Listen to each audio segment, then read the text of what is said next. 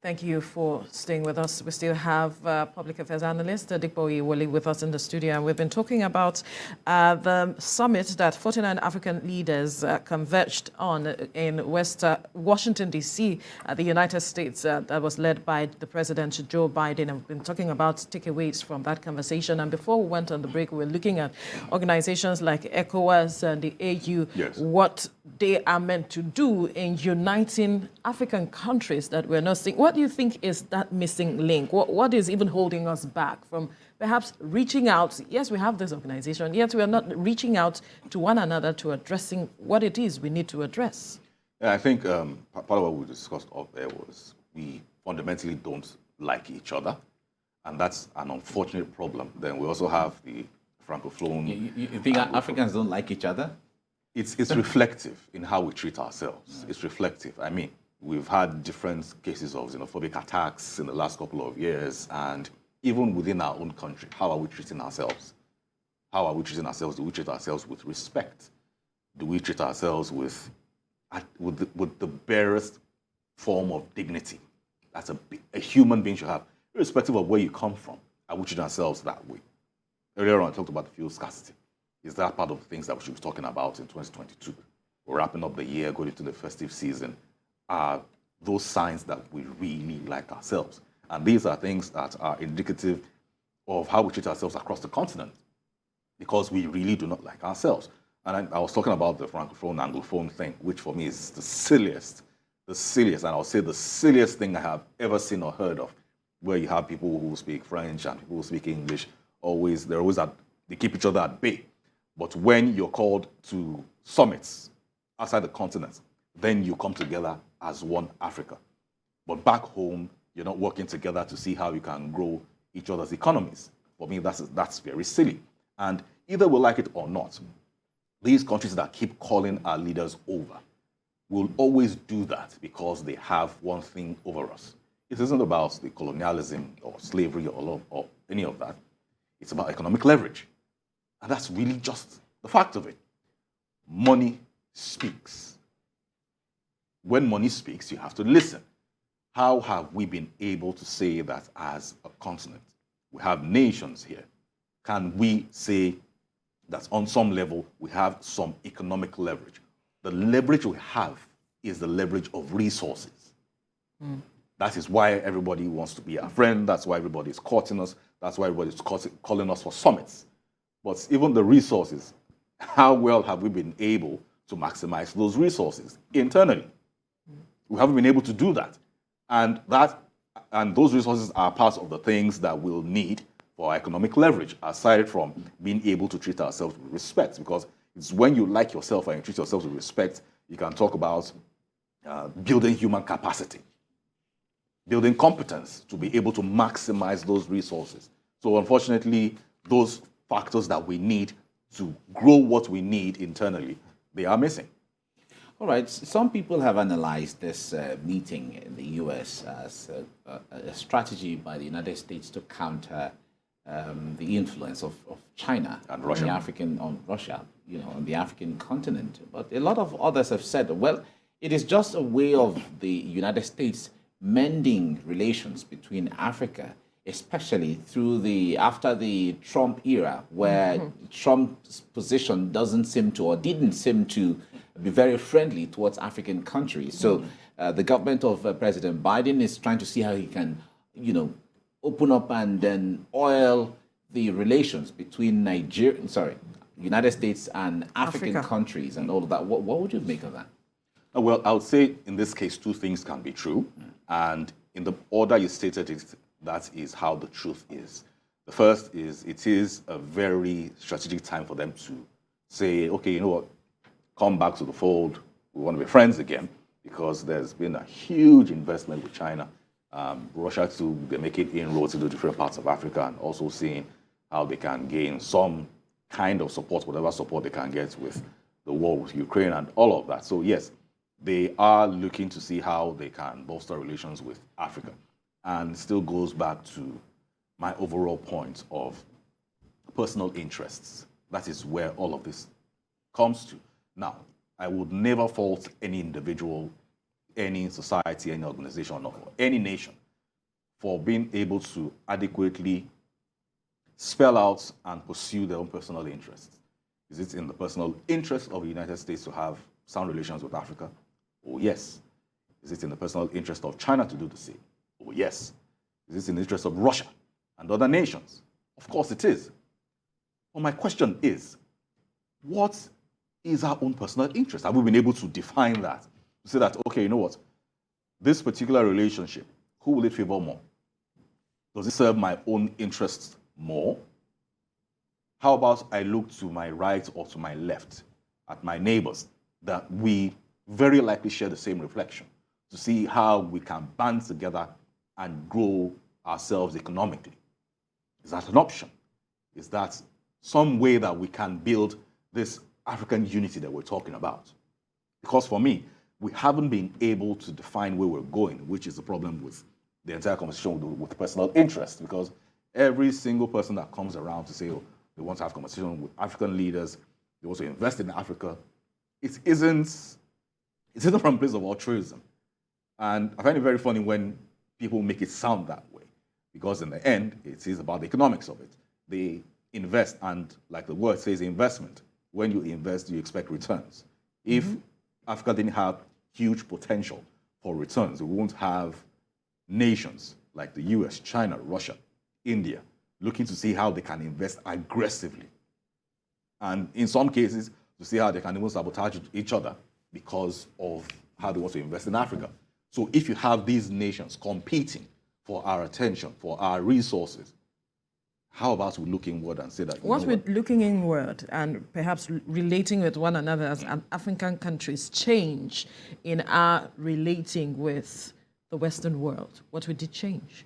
Oh, I'm not suggesting it changes anything. I'm saying, would it improve anything? Would it improve our negotiation with these countries? Oh, yes, which is the ultimate goal for me, because in the end, I talked about economic leverage earlier. When we're able to build ourselves here economically, then we can always say, okay, you know what? We want to have a certain say to this extent, because either we like it or not, we don't really have a lot of say in these conversations. Yes, of course, they will say they have delegations where they have these conversations and then they negotiate and say, okay, item 6, we think we want to amend it. Item 7, we need to take it out. But the question is, who is doing a lot of the talking? Who is doing a lot of the drafting of these agreements to be able to say? Because in the end, where you also lack your own clear definition of personal interest, you can't even come to the table and say that this is what I want. That's also a factor. You have to be able to say... You can't negotiate from the position of strength. You can't even negotiate at all to start with, because you don't even know what you want to negotiate for. That's where we are right now. But we're saying if we're able to have economic leverage, then we can know what we want and negotiate from a place of strength, because we clearly know what we want and we have the leverage as clearly defined, not as clearly perceived, which is what we have now, especially with the whole Giant of Africa thing. But we have a perceived leverage. But the question is the leverage realistic? Is the leverage tangible? Is it something that they can see and say, okay, you know what? They're talking, how about we hold on and hear what they have to say? What are your terms? Instead of saying, these are our terms, are they favorable to you? I'm not implying that's what's going on. But I mean, in most cases where you do not have a lot of options, that is what you get to find, even in common human individual relations at organizational level. So why won't it replicate at a nation-state level? So we need that economic leverage. It is important. And first, you must be able to define what it is that we want. What are the personal interests that we have as individual nations and as a collective? We need to do away with this whole Anglophone, Francophone thing. It doesn't make any sense whatsoever. It really, really doesn't make any sense. It really doesn't make any sense. And for me, it is one of those things that I find very infuriating. Because, I mean, it's not for other people to then say that, oh, it is also perpetrated by the West. But the question is, they aren't here with us.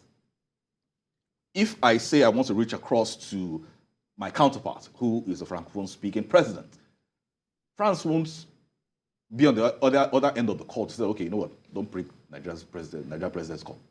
They won't do that. It's up to you to pick up the phone and have a conversation with me. If we have a language barrier, that's why we have translators. I mean, they've all gone to the US now, an English-speaking nation, and they communicate. So you can communicate with them in the US with your translators, but you cannot communicate with me with your translators on the same continent. What are we doing? Well, I think at that level, everybody understands the language. Of course. And we want to believe that there is no African country, there's no African president or president on the African continent that doesn't understand the language. Because when they meet, there are technology gadgets where everybody, you speak and then it's translated to almost all the international languages that people can speak. But let's talk about the issue of technology. America is the arrowhead of technology anywhere in the world right now. Of course, we've seen the impact of China, we've seen the impact of Japan, we've seen the impact of other countries who are also on that, South Korea, who are also on that lane. But however, when it comes to the resources, capacity, the perception, the influence, around the world, America still has that level of edge when it comes to technology. And the world is moving towards technology, where technology is needed in agriculture, where we have some of our very strong resources, in natural resources, in human capacity development, in anything that we talk about. What should Africans or African leaders being or going to the US, what should they be bringing back in that regard? And well, they should be able to bring back firm agreements. Say, okay, you know what, you have, still goes back to, do we know what we want? Do we know why we're there? Well, let's assume that we do, and we're able to say, okay, for this particular nation, your priority is agriculture. This other nation, your priority is the Internet of Things, and then you're able to clearly articulate, say, you know what, in this bilateral agreement, this is my own takeaway from it. I want Cisco in my country. I want a chip manufacturing company in my country. I want this particular organization in my country, or this particular, or organizations within this particular sector. I want them in my country, and don't just come to stay in perpetuity. You come, you train my folks for a couple of years, and then our people take over after a couple of years, of course, within fair deals. But I'm afraid that isn't a lot of what we're getting to see. There are a few African nations and African leaders that have been able to do that. That's President Kagame of Rwanda. He's quite good with that kind of negotiation, where he's able to go to other countries and just look at what's going on. And trust me, he's not coming back empty-handed. Because within a couple of months, he's going to replicate whatever he's seen in your country. Either he does it himself, or he calls you to come and do it for him. That's how he moves. And that is how every other African leader should move, because that is moving with intent and being deliberate with these trips. Because these trips aren't just for you to go and change the weather. That's not the objective of it. It's for you to say that, you know what, I'm going to represent my country. What are we going to get out of it? Because the people calling you over are also looking at what they're going to get out of it. And there's nothing wrong with that. In life, you get what you negotiate out of it. And in some cases and in most cases where you don't even negotiate out of it, whatever is handed to you is whatever you get to collect, because you didn't negotiate for it. But at this level that we're talking about, we need to be able to adequately articulate what we want by also saying, where are we going? Where do we want to be? Because where we want to be will dictate how we want to get there. And long-term, short-term goals say, okay, you know what, this is where we want to be. How do we get there in bits? But how many African nations individually can articulate that this is where we want to be, even in our own country, Nigeria, let alone saying that as a continent, that this is where we want to be, speaking with a unified voice. Earlier I talked about the whole rift between the Francophone and Anglophone and all of that. I mean, people that don't even bother to speak with each other until they get outside the shores of the continent are those people that are going to speak with a unified voice to say that this is where we want to get our people to. Because I'll take this to another direction by saying, until we're able to get things right on the continent, our people will keep being treated the way they're treated outside the shores of the continent. And we'll keep talking about issues of racism and all of that, because they know that your home country or your home continent will very likely not do anything about it, because they have no leverage. But we have to address all of that for the future, not just of our individual nations of the continent, but most of all for the Black race. Well, if you talk about where we are heading towards an election year, and the president there at that platform said he was going to ensure that he delivers a credible whole, so to speak. And there are those who would say that looking at that statement, we see the Electoral Act. He was Yes. able to ensure that there were improvements to that. But from your observation with what we are seeing, at the end of the day, looking at what is happening in recent days and all of that, do you think he'll be able to deliver on that? I'm not sure. I'm not being pessimistic now. Why? I'm not sure. Primarily, one of the factors is in recent time, up until was it Monday now, still had an INEC office being bombed. Every other time we have attacks on the infrastructure of the electoral body. So the question is, what is really going on? And some of us would also say that it's also symptomatic of another issue that we've been talking about, which is the issue of insecurity. Because insecurity has gone unaddressed, it has been able to spill over into various parts of our lives, where individuals are being kidnapped, where electoral offices are being destroyed, and electoral materials also being destroyed. Because we don't want to get into January 2023, where the electoral chief will then come to the National Assembly and start saying, you know what, I'm not sure I have confidence in being able to deliver credible elections because materials have been destroyed and all that. We don't want to hear any of that. We don't want to hear any of that. So that's why we're saying all of these issues that we've been talking about every week on platforms like this and others, and every day on social media and even offline, as regular Nigerians, they need to be addressed. Because the issue of insecurity isn't just about people being kidnapped now. It's also something threatening the elections coming up next year. It's not just about the INEC offices being bombed and materials being destroyed. All right. But can we even guarantee the safety of people on the election day? So we need to be very firm with the issue of insecurity. We need to be very decisive with it, and we need to fight it head on. All right, we'll leave the conversation here now. As strategy consultant and public affairs analyst, Dipo Oyewole, thank you for your time. Thank you for having me. Thank you for coming. Thank you. Yeah.